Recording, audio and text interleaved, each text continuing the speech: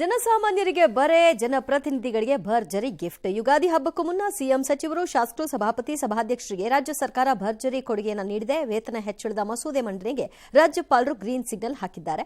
ಇನ್ನು ಕರ್ನಾಟಕ ಮಂತ್ರಿಗಳ ಸಂಬಳ ಮತ್ತು ಭತ್ಯೆಗಳ ತಿದ್ದುಪಡಿ ಮಸೂದೆ ಮತ್ತು ಕರ್ನಾಟಕ ವಿಧಾನಮಂಡಲದವರ ಸಂಬಳಗಳು, ಪಿಂಚಣಿಗಳು ಮತ್ತು ಭತ್ಯೆಗಳ ತಿದ್ದುಪಡಿ ಮಸೂದೆಯ ಕಡತಕ್ಕೆ ಗವರ್ನರ್ ಅಂಕಿತ ಹಾಕಿದ್ದು, ಅಂದಹಾಗೆ ಸಿಎಂ ಸಿದ್ದರಾಮಯ್ಯ ಕಳೆದ 2 ವರ್ಷಗಳಲ್ಲಿ ವಿಮಾನ, ಹೆಲಿಕಾಪ್ಟರ್ನಲ್ಲಿ ಸಂಚರಿಸಲು ಸರ್ಕಾರ 31 ಕೋಟಿ ಖರ್ಚು ಮಾಡಿದೆ. ಇದಕ್ಕೆ ಬಿಜೆಪಿ ಕಿಡಿಕಾರಿದೆ. ಹಾಗಾದ್ರೆ ಈಗ ಜನಪ್ರತಿನಿಧಿಗಳ ಭತ್ಯೆ ಏನು, ಎಷ್ಟಾಗುತ್ತೆ ಅನ್ನೋದನ್ನು ನೋಡೋಣ. ನೋಡಿ, ಇವ್ರ ಲೆಕ್ಕಾಚಾರಗಳನ್ನು ಮುಂದೆ ಇಟ್ಬಿಡ್ತೀವಿ. ಅಲ್ಲಿ ವಿಮಾನ, ಹೆಲಿಕಾಪ್ಟರ್ನಲ್ಲಿ ಸಂಚರಿಸೋಕೇನೋ ಸರ್ಕಾರ 31 ಕೋಟಿ ಖರ್ಚು ಮಾಡಿದೆ ಅಂತೆ. Very good, super. 2 ವರ್ಷದಲ್ಲಿ.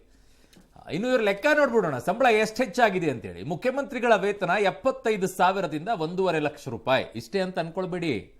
ಅಯ್ಯೋ, ಇವ್ರಿಗೆ ಬೇರೆ ಬೇರೆ ಭತ್ಯೆಗಳಿದೆ. ಆಲ್ಮೋಸ್ಟ್ 4.5ರಿಂದ 5 ಲಕ್ಷ ಆಗುತ್ತೆ. ಇನ್ನು 4.5 ಇತ್ತು, ಈಗ 5. ಎಸ್, ಸಚಿವರು 60,000ದಿಂದ 1,25,000 ರೂಪಾಯಿಗೆ ಏರಿಕೆ ಆಗಿದೆ. ಅದು ಕೂಡ ಇನ್ಕ್ರೀಸೇ. ಶಾಸಕರ 40,000ದಿಂದ 80,000 ರೂಪಾಯಿಗೆ ಏರಿಕೆ ಮಾಡಿದ್ದಾರೆ. ಡಬಲ್, ಅನುಮಾನನೇ ಬೇಡ. ಡಬಲ್. ಅಲ್ಲಿ ಹೇಳಿದಷ್ಟು 50%, ಬಟ್ ಇಲ್ಲಿ 100%. ಸ್ಪೀಕರ್ ಅವ್ರದ್ದು 75,000ದಿಂದ 1,25,000ಕ್ಕೆ ಏರಿಕೆಯನ್ನ ಮಾಡಿದ್ದಾರೆ. ಇನ್ನು ಉಳಿದಂತವರದ್ದು ಸಭಾಪತಿಗಳದ್ದು 75,000ದಿಂದ 1,25,000. ಮುಂದುವರೆದಂಗೆ ಅಲ್ಲಿ ಸಿಎಂ, ಸಚಿವರ ಆತಿಥ್ಯ ಭತ್ಯೆ ಅದು 4.5 ಲಕ್ಷದಿಂದ 5 ಲಕ್ಷ ರೂಪಾಯಿ. ಇದಿಷ್ಟೇ ಅಲ್ಲ, ಸಚಿವರ ಮನೆ ಬಾಡಿಗೆ ಭತ್ಯೆ ಕೂಡ 1,20,000ದಿಂದ 2,50,000ವರೆಗೂ ಏರಿಕೆ ಮಾಡಿದ್ದಾರೆ. ಪಿಂಚಣಿ 50,000ದಿಂದ 75,000 ರೂಪಾಯಿ.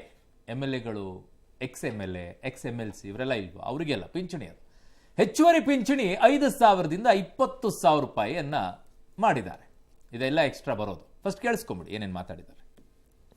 ಅವರ ರಾಹುಲ್ ಗಾಂಧಿ ಇದಾರಲ್ಲ, ಮೋದಿನ ಟೀಕೆ ಮಾಡ್ತಾರೆ. ಮೋದಿ ಯಾವ ಬಟ್ಟೆ ಹಾಕಿದ್ರು. ಇಲ್ಲಿ ಸಿದ್ದರಾಮಯ್ಯನವರು ಇವರೇ ಹೆಲಿಕಾಪ್ಟರ್ ವೆಚ್ಚನೇ ಕೋಟಿಗಳಲ್ಲಿ ಏರ್ತಾ ಇದೆ. 19 ಕೋಟಿ. ಒಂದ್ ಕಡೆ ಸಿದ್ದರಾಮಯ್ಯ ಮಜಾವಾದಿಯಾಗಿ ಮಜಾ ಮಾಡ್ತಾ ಇದ್ದಾರೆ, ಇನ್ನೊಂದ್ ಕಡೆ ಕಾಂಗ್ರೆಸ್ ಪಾರ್ಟಿಯ ಕಾರ್ಯಕರ್ತರು ಕೂಡ ಸರ್ಕಾರದ ದುಡ್ಡಲ್ಲಿ ಮಜಾ ಮಾಡೋದು ಹೆಂಗೆ ಅಂತ ಕಾಂಗ್ರೆಸ್ ಅವ್ರನ್ನ ಕೇಳಬೇಕು.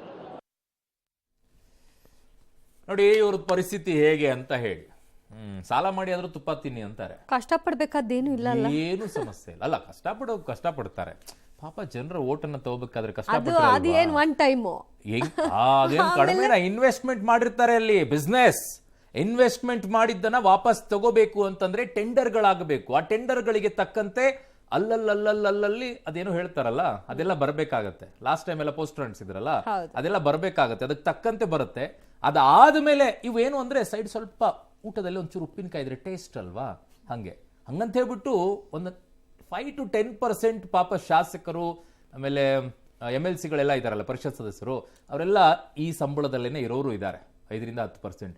ಇನ್ನು 90% ಇವೆಲ್ಲ ಅವ್ರಿಗೆ ಸೈಡ್ ಡಿಶ್ಗಳು, ಚೂರು ಫಸ್ಟ್ ಸ್ಟಾರ್ಟರ್ಸ್ ಅಂತ ಊಟ ಮಾಡ್ಬೇಕಂತ ತಗೊಳ್ತಾರಲ್ವಾ, ಹಂಗೆ ಇವೆಲ್ಲ. ಆಮೇಲೆ ಇದಿಷ್ಟೇ ಅಲ್ಲ, ಅವ್ರದ್ದು ಕ್ಷೇತ್ರ ಭತ್ಯೆ ಅಂತ ಬರುತ್ತೆ, ಪ್ರಯಾಣ ಭತ್ಯೆ ಅಂತ ಬರುತ್ತೆ, ಆಪ್ತ ಸಹಾಯಕರಿಗೆ ಅಂತ ಕೊಡ್ತಾರೆ. ನನಗೆ ಈಗಲೂ ಅರ್ಥ ಆಗದಿರೋದೇನು ಅಂತಂದ್ರೆ, ಈ ದೂರವಾಣಿ ವೆಚ್ಚಕ್ಕೆ 20,000 ಕೊಡ್ತಾರೆ.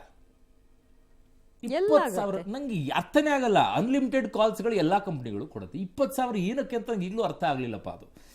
ಇನ್ನು ಅಂಚೆ ವೆಚ್ಚ ಅಂತ 5,000 ಕೊಡ್ತಾರೆ, ಮನೆ ಬಾಡಿಗೆಗೆ ಒಂದಿಷ್ಟು, ಪ್ರತಿದಿನ ಪ್ರಯಾಣ ಭತ್ಯೆ ಕೊಡ್ತಾರೆ, ಮನೆ ನಿರ್ವಹಣೆ ಭತ್ಯೆ, ಏನೇನೇನೇನೋ ಭತ್ಯೆಗಳು. ಅದಾದ ನಂತರ ಇವ್ರಿಗೇನಾದ್ರೂ ಸ್ವಲ್ಪ ಹೆಚ್ಚು ಕಡಿಮೆ ಆದ್ರೆ, ಆಸ್ಪತ್ರೆಯಲ್ಲಿ ದಾಖಲಾದ್ರೆ ಅದು ಭತ್ಯೆಗಳು, ಏನೇನು ಫೆಸಿಲಿಟಿಗಳು. ಆದ್ರೆ BMTC ಅವರು ಹಗಲು ರಾತ್ರಿ ದುಡ್ಕೊಂಡು ಓಡಾಡಿದ್ರೂ ಅವ್ರಿಗೆ 50 ತಿಂಗಳದ್ದು ಬಾಕಿ ಉಳಿಸ್ಕೊಂಡು ಕೂತಿದ್ದಾರೆ. ಇನ್ನು ಓಲ್ಡ್ ಪೆನ್ಷನ್ ಬೇಡ, ನಾವು ನ್ಯೂ ಪೆನ್ಷನ್ ಬೇಡ, ನಮಗೆ ಓಲ್ಡ್ ಪೆನ್ಷನ್ ಬೇಕು ಅಂತ ಕೇಳಿದವ್ರಿಗೆ ಎಲ್ಲಾ ಭರವಸೆಯನ್ನ ಕೊಟ್ಕೊಂಡು ಬಂದಂತವ್ರು ಮರ್ತೇ ಹೋಗ್ಬಿಟ್ರು. ಇವ್ರದ್ದು ಮಾತ್ರ ಚೆನ್ನಾಗಿ ನೆನಪಾಗುತ್ತೆ. 50% ಅಂತ ಹೇಳಿ 100% ಹೈಕು. ವೆರಿ ಗುಡ್, ಚೆನ್ನಾಗಿರಿ, ಜನ ಅರ್ಥ ಮಾಡ್ಕೊಳ್ಳಿ.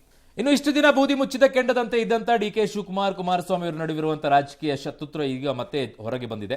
ಕೇತಗಾನಹಳ್ಳಿ ಭೂ ಒತ್ತುವರಿ ತೆರವು ಕಾರ್ಯಾಚರಣೆ, ರಾಮನಗರ ಜಿಲ್ಲೆ ಹೆಸರು ಬದಲಿಸುವ ರಾಜ್ಯ ಸರ್ಕಾರದ ನಿರ್ಧಾರಕ್ಕೆ ಕೇಂದ್ರದ ಕೊಕ್ಕೆ ಅಂತ ಘಟನೆಗಳಿಂದ ಇಬ್ಬರು ನಾಯಕರು ಕೆರಳು ಬಿಟ್ಟಿದ್ದಾರೆ. ಈಗ ಏನ್ ಮಾಡ್ಬಿಟ್ಟಿದ್ದಾರೆ, ತಮ್ಮ ಕೋಪಕ್ಕೆ DCM ಮಾತಿನ ರೂಪ ಕೊಟ್ಟಿದ್ದಾರೆ. ದ್ವೇಷ ರಾಜಕೀಯ ಮಾಡ್ತಿರೋದು ನಾವಲ್ಲ, ಅವರು ಮರ್ಯಾದೆಯಿಂದ ಇದ್ರೆ ಕ್ಷೇಮ ಅಂತ ಒಂದು ಆವಾಜ್ ಹಾಕ್ಬಿಟ್ಟಿದ್ದಾರೆ. ನೇರ ಎಚ್ಚರಿಕೆ. ಮರ್ಯಾದೆಗೇಡಿ ಕಿಡಿಗೇಡಿ, ನನ್ನ ಮೇಲೆ ಮತ್ತೆ ವಿಷ ಕಕ್ಕಿರುವುದು ಹತಾಶೆ ಅಷ್ಟೇ. ಆಕಾಶಕ್ಕೆ ಉಗಿದ್ರೆ ಮುಖದ ಮೇಲೆ ಬೀಳುತ್ತೆ ಮಂಕೆ, ಅಷ್ಟು ಸಾಮಾನ್ಯದಿಂದಾನು ಇಲ್ವೇ? ಕುಂಬಳಕಾಯಿ ಕಳ್ಳನಿಗೆ ಕೋಪ ಬಂದಿದೆ ಅಂತ ಕುಮಾರಸ್ವಾಮಿ ಅವರು ಎಕ್ಸ್ನಲ್ಲಿ ಹಾಕೊಂಡಿರೋದು. ನಾನು ಭೂ ಒತ್ತುವರಿ ಮಾಡಿದ್ದೇನೋ ಇಲ್ವೋ ಕಾನೂನು ವ್ಯಾಪ್ತಿಯಲ್ಲಿ ತೀರ್ಮಾನ ಆಗುತ್ತೆ. ಈ ಮಧ್ಯೆ ರಿಯಲ್ ಎಸ್ಟೇಟ್ ದಂಧೆಗಾಗಿ ರಾಮನಗರದ ಹೆಸರು ಬದಲಾವಣೆ ಮಾಡಿಕೊಟ್ಟಿದ್ದಾರೆ ಅಂತ ಅಶ್ವತ್ಥ ನಾರಾಯಣ ವಿರುದ್ಧವೂ ಡಿಕೆ ಫೈರ್ ಆಗಿದ್ದಾರೆ. ಬೆಂಗಳೂರು ದಕ್ಷಿಣ ಜಿಲ್ಲೆಗೆ ಜನರ ವಿರೋಧ ಇಲ್ಲ, ರಾಜಕಾರಣಿಗಳಷ್ಟೇ ವಿರೋಧ ಅಂತ ಸಚಿವ ರಾಮಲಿಂಗಾರೆಡ್ಡಿ ಅವರ ವ್ಯಾಖ್ಯಾನ. ಇತ್ತ ಶಾಸಕ Pradeep Eshwar, if you think bad I am your bad. ಅಯ್ಯೋ, ಬರೀ ಡೈಲಾಗ್ ಹೊಡ್ಕೊಂಡೇ ಓಡಾಡ್ರಿ, ಕ್ಷೇತ್ರ ಏನಾಗ್ತಿದೆ ಅಂತ ಒಂದ್ಸಲ ನೋಡ್ರಿ. ಇವ್ರದಂತೂ ಬರೀ ಡೈಲಾಗ್ಗಳೇ. ಗೊತ್ತು ನಾವೇನಾದ್ರು ಕೇಸ್ ಹಾಕಿದ್ವಾ? ಕುಮಾರಸ್ವಾಮಿ ಯಾಕೆ ಗಾಬರಿ ಮಾಡ್ಕೋಬೇಕು? ಏನ್ ದ್ವೇಷದ ರಾಜಕಾರಣ ಮಾಡ್ತಾರೆ? ಸಿದ್ದರಾಮಯ್ಯ ಏನ್ ದ್ವೇಷ ಮಾಡ್ತಾರೆ, ನಾವೇನ್ ದ್ವೇಷ ಮಾಡ್ತೀವಿ? ದ್ವೇಷ ರಾಜಕಾರಣ ಅಡಗಿರೋದು ಅವರ DNA ಅಲ್ಲಿ. ನನ್ನ ಮೇಲೆ ಏನೇನು ಕೇಸ್ ಹಾಕ್ಸಿದ್ರು ಅವ್ರದ್ದೆಲ್ಲ ದ್ವೇಷ. ಸುಮ್ಮನೆ ಮರ್ಯಾದೆಗಿದ್ರೆ ಅವ್ರಿಗೂ ಕ್ಷೇಮ ಆಗಿದೆ. ಈಗ ರಾಮನಗರ ಹೆಸರು ಬರಬಾರ್ದು ಅಂತ ಹೇಳ್ಬಿಟ್ಟು ಯಾರನ್ನ ಭೇಟಿ ಮಾಡಿದ್ರು ಅಂತ ಗೊತ್ತು, ಏನ್ ಮಾಡೋದು ಅಂತ. ಹೌದು, ರಿಯಲ್ ಎಸ್ಟೇಟ್ಗೆನೆ. ನೀವು ಯಾಕೆ ಬಂದ್ರಿ ಅಲ್ಲಿಂದ ಬೆಂಗಳೂರಿಗೆ? ನಮ್ಗೆ ಅದನ್ನ ಮಾಡೋದು ಹೆಂಗೆ ಅಂತ ಗೊತ್ತು. ನಮಗೆ ರಾಮನಗರ ಜಿಲ್ಲೆನ ಯಾವ ರೀತಿ ಬದಲಾವಣೆ ಮಾಡಬೇಕು ಅಂತ ನಮ್ಗೆ ಗೊತ್ತಿದೆ, ನಾವು ಮಾಡ್ತೀವಿ.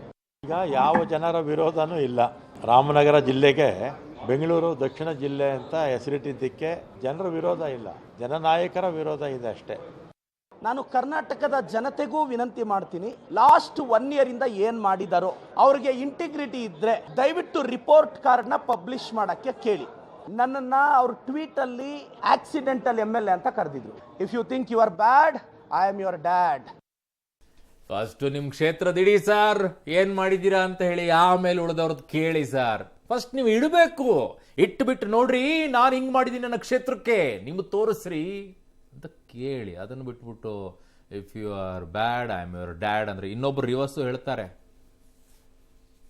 If you are dad I am your dash dash dash. ಬೇಡ ಅದು. ಓಕೆ. ಇನ್ನು ಮೊನ್ನೆ ಯುವ ಕಾಂಗ್ರೆಸ್ ಕಾರ್ಯಕರ್ತರಿಗೆ ಲಘುವಾಗಿ ಕ್ಲಾಸ್ ತೆಗೆದುಕೊಳ್ಳುವ ಭರದಲ್ಲಿ ಮಂಡ್ಯದವರು ಛತ್ರಿಗಳು ಅಂತ DCM DK ಶಿವಕುಮಾರ್ ಹೇಳಿದ್ರು. ಅದು ವಿವಾದಕ್ಕೆ ಕಾರಣವಾಯಿತು. DKಶಿ ಆಡಿದ ಮಾತಿಗೆ ಭಾರಿ ವಿರೋಧ ವ್ಯಕ್ತವಾಗಿ ಕ್ಷಮೆ ಯಾಚಿಸಬೇಕು ಅಂತ ಆಗ್ರಹ ಕೇಳಿಬಂದಿದೆ. ಯಾರೇನು ಹೇಳಿದ್ರು ಕೇಳಿಸ್ಕೊಳ್ಳಿ. ಎಲ್ಲರೂ ಇನ್ನ ಕೊನೆಗೆ ನಮ್ಮ ದಿನೇಶ್ ಗುಂಡ್ರಾಯರ್ ಮಾತಾಡ್ತಾರೆ. ತಾಳ್ಮೆಯಿಂದ ಇರಬೇಕು. ಇಷ್ಟೊತ್ತನೆ ನಾನೇ ಇದ್ದೀನಿ, ನಿಮಗೆ ಪೇಷನ್ಸ್ ಇರಬೇಕು.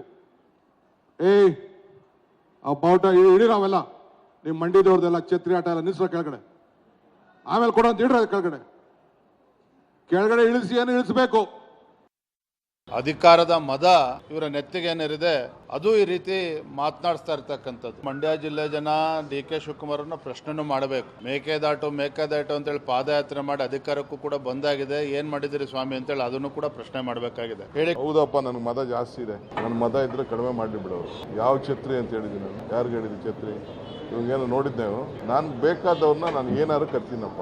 ಕೆಲವು ಕಳ್ಳ ನನ್ನ ಮಗನೇ ಅಂತ ಹೇಳ್ತಾರೆ, ಸುಳ್ಳು ನನ್ನ ಮಗನೇ ಅಂತ ಹೇಳ್ತಾರೆ, ಪ್ರೀತಿಯಿಂದ ಇನ್ನೊಂದು ರೀತಿ ಮಾತಾಡ್ತಾರೆ. ಇದು ಯಾವ ಛತ್ರಿ ಅಂತ ಹೇಳಿದೆ ನಾನು? ಅವೆಲ್ಲ ಸುಳ್ಳು. ಯಾವ ಛತ್ರಿನೂ ಇಲ್ಲ, ಯಾವುದು ಇಲ್ಲ. ಛತ್ರಿಗಳು ಅಂದ್ರೆ ಯಾಕೆ ಬೇಜಾರು ಮಾಡ್ಕೊಳ್ಬೇಕು ನನ್ಗೆ ಅರ್ಥ ಆಗೋದಿಲ್ಲ. ಅಲ್ಲ, ಇದು ಸಾಮಾನ್ಯವಾಗಿ ಯಾರೋ ಬಳಕೆ ಮಾಡಿದ್ರು, ಬೇರೆ ಯಾರು. ಇದು ಒಂದು ಸರ್ಕಾರಿ ಅಲ್ಲಿ ಇವರು DCM ಅವ್ರು ಹೇಳಿದ್ದು ಬಹಳ ವಿವಾದ ಕಾರಣವಾಗ್ತಿರೋದು. ಕರೆಕ್ಟ್ ಆಯ್ತು. ಛತ್ರಿ ಅಂದ್ರೆ ಏನು ಕನ್ನಡದಲ್ಲಿ ಅರ್ಥ? ಕೊಡೆ. ಕೊಡೆ ಅಷ್ಟೇ ಅರ್ಥದಲ್ಲಿ ಅನ್ಕೊಳಕ್ಕೆ ಹೋಗ್ಬಿಡಿ. ಯಾಕೆ ಪಾಸಿಟಿವ್ ಆಗಿ ಥಿಂಕ್ ಮಾಡಿ? ಈ ನೆಗೆಟಿವ್ ಥಿಂಕ್ ಮಾಡಿನೇ ಜನ ಹಾಳಾಗೋದು. ಯಾಕಂದ್ರೆ ನೆಗೆಟಿವ್ ಆಗಿ ತಗೊಳ್ತೀರಾ? ಹೌದು, ನಿಮಗೆ ಮಳೆ ಬಂದಾಗ ನಾನು ನಿಮಗೆ ಛತ್ರಿಯಾಗಿ ಇಟ್ಕೊಳ್ತೀನಿ, ಕೊಡೆಯಾಗಿ ನಿಂತ್ಕೊಳ್ತೀನಿ, ರಕ್ಷಣೆ ಕೊಡೋದು. ಬಿಸಿಲು ಬಂದಾಗ ನಿಮಗೆ ನಾನು ನೆರಳಾಗಿ ನಿಂತ್ಕೊಳ್ತೀನಿ ನಿಮ್ಮ ರಕ್ಷಣೆಗೋಸ್ಕರ. ಯಾಕೆ ಹಂಗೆ ಅನ್ಕೊಳ್ಬಾರ್ದು? ಛತ್ರಿ ಅಂದ ತಕ್ಷಣ ಏನಾಗ್ಬಿಡುತ್ತೆ? ಇದನ್ನ ಯಾಕೆ ಅಷ್ಟೊಂದು ಹಚ್ಕೊಳ್ತೀರಪ್ಪ? ನಾಳೆ ಬಂದಾಗ ಉಲ್ಟಾ ಛತ್ರಿ ತೋರಿಸಿ ಅಷ್ಟೇ. ಎಲೆಕ್ಷನ್ ಬಂದಾಗ ತೋರಿಸ್ಬೇಕು ಉಲ್ಟಾ ಛತ್ರಿ. ಇಲ್ಲ, ಪ್ರತಿಯೊಂದು ಓಟ್ ಹಾಕ್ಬೇಕಾದ್ರೂ ಛತ್ರಿ ಹಿಡ್ಕೊಂಡೇ ಹೋಗಿ ಕೂಡಿ ಬಂದಾಗ ನೀವು ಒಳ್ಳೆ ಕಥೆಯಪ್ಪ ಜನನು. ಇದೇ ಶನಿವಾರ ಕರ್ನಾಟಕ ಬಂದ್ ಮಾಡಿಯೇ ಸಿದ್ಧ ಅಂತ ಕನ್ನಡಪರ ಸಂಘಟನೆಗಳು ಮತ್ತೊಮ್ಮೆ ಘೋಷಿಸಿವೆ. ಬಂದ್ಗೆ ಬೆಂಬಲಿಸುವಂತೆ ಕೋರಿ ಇವತ್ತು ಕನ್ನಡಪರ ಹೋರಾಟಗಾರರು ಬೆಂಗಳೂರಲ್ಲಿ ರ್ಯಾಲಿ ಮಾಡಿದ್ರು. ಅಂಗಡಿ ಮುಗ್ಗಟ್ಟು, ಮಾಲ್, ಕಚೇರಿಗಳಿಗೆ ತೆರಳಿ ಬಂದ್ಗೆ ಬೆಂಬಲಿಸುವಂತೆ ಮನವಿ ಮಾಡಿದ್ರು. ಇನ್ನು ಶನಿವಾರದ ಬಂದ್ಗೆ ಕಲಾವಿದರ ಸಂಘ, ಪ್ರದರ್ಶಕರ ಸಂಘ ಬೆಂಬಲ ಸೂಚಿಸಿದೆ. ಮಾರ್ನಿಂಗ್ ಶೋ ಮಾತ್ರ ಬಂದ್ ಮಾಡೋಕೆ ನಿರ್ಧಾರ ಮಾಡಿದಾರಂತೆ. ಆದರ್ಶ ಆಟೋ ಚಾಲಕರ ಸಂಘ, ಕ್ಯಾಬ್ ಚಾಲಕರ ಸಂಘಗಳು ಬೆಂಬಲ ಕೊಟ್ಟಿವೆ. ಆದರೆ ಶನಿವಾರ ಎಂದಿನಂತೆ BMTC, KSRTC ಬಸ್ಗಳು ಓಡಾಟ ಮಾಡುತ್ತವೆ. ಗಲಾಟೆ ಆದರಷ್ಟೇ ಬಸ್ ನಿಲ್ಲಿಸೋಕೆ ಚಾಲಕರಿಗೆ ಸೂಚನೆ ಕೊಟ್ಟಿದ್ದಾರೆ. ಅಷ್ಟು ಹೇಳಿದ್ರೆ ಮುಗಿದೋಯ್ತು. ಒಂದು ಗಲಾಟೆ ಮಾಡಿಸ್ಬಿಟ್ಟು ಬಂದ್ ಮಾಡಿಸ್ತಾರೆ. ಇನ್ನು ಬಂದ್ಗೆ ಸರ್ಕಾರದ ಬೆಂಬಲ ಇಲ್ಲ ಅಂತ DCM ತಿಳಿಸಿದ್ದಾರೆ. ಈ ಬಗ್ಗೆ ಕನ್ನಡಪರ ಹೋರಾಟಗಾರರು ಅಸಮಾಧಾನ ವ್ಯಕ್ತಪಡಿಸಿದ್ದಾರೆ. ಈ ಮಧ್ಯೆ ಬೆಳಗಾವಿಯಲ್ಲಿ ಬಂದ್ ಆಚರಣೆಗೆ ಕನ್ನಡಪರ ಸಂಘಟನೆಗಳು ಬೆಂಬಲವನ್ನು ಸೂಚಿಸಿವೆ. ನಾಳೆಯಿಂದ ಎಸ್ಎಸ್ಎಲ್ಸಿ ಪರೀಕ್ಷೆಗಳು ಶುರುವಾಗುತ್ತೆ. ಶಿಕ್ಷಣ ಇಲಾಖೆ ಸಕಲ ತಯಾರಿಯನ್ನು ಮಾಡಿಕೊಂಡಿದೆ. ಶನಿವಾರ 1ನೇ ತರಗತಿಯಿಂದ 8ನೇ ತರಗತಿಯವರೆಗೆ ಮಕ್ಕಳಿಗೆ ವಾರ್ಷಿಕ ಪರೀಕ್ಷೆಗಳು ನಿಗದಿಯಾಗಿವೆ. ಕೆಲವು ಶಾಲೆಗಳು ಬೆಳಗ್ಗೆ, ಇನ್ನು ಕೆಲವು ಶಾಲೆಗಳು ಮಧ್ಯಾಹ್ನ ಪರೀಕ್ಷೆಯನ್ನು ಆಯೋಜನೆ ಮಾಡಿದೆ. ಈ ಮಧ್ಯೆ ಕನ್ನಡ ಪರ ಸಂಘಟನೆಗಳು ಕೊಟ್ಟಿರುವಂತಹ ಬಂದ್ನಿಂದಾಗಿ ಗೊಂದಲ ಮನೆ ಮಾಡಿದೆ. ಆದರೆ ಬೆಂಗಳೂರು ಡಿಸಿ ಜಗದೀಶ್ ಮಾತ್ರ ಇದಕ್ಕೆ ಪ್ರತಿಕ್ರಿಯಿಸಿ, ಪರೀಕ್ಷೆ ಇರೋದ್ರಿಂದ ಶಾಲೆಗೆ ರಜೆ ನೀಡೋದು ಕಷ್ಟ ಅಂತ ಹೇಳಿದ್ದಾರೆ. ಒಳ್ಳೇದಾಗ್ಲಿ. ನಾಳೆ ಎಲ್ಲ ಪರೀಕ್ಷೆ ಬರೆಯುವಂತ ಎಲ್ಲ ಮಕ್ಕಳಿಗೆ ಚೆನ್ನಾಗಿ ಪರೀಕ್ಷೆ ಬರ್ರಿ. ಯಾವ ಭಯ ಇಟ್ಕೊಳಕ್ ಹೋಗ್ಬಿಡಿ, ಯಾವ ತಲೆಗೆ ಟೆನ್ಷನ್ ಏನು ಮಾಡ್ಕೊಳಕ್ ಹೋಗ್ಬಿಡಿ. ಕೂಲ್ ಆಗಿ ಹೋಗಿ ಆರಾಮಾಗಿ ಎಕ್ಸಾಮ್ ಬರ್ಕೊಂಡು ಬನ್ನಿ. ಒಳ್ಳೇದಾಗ್ಲಿ. All the best.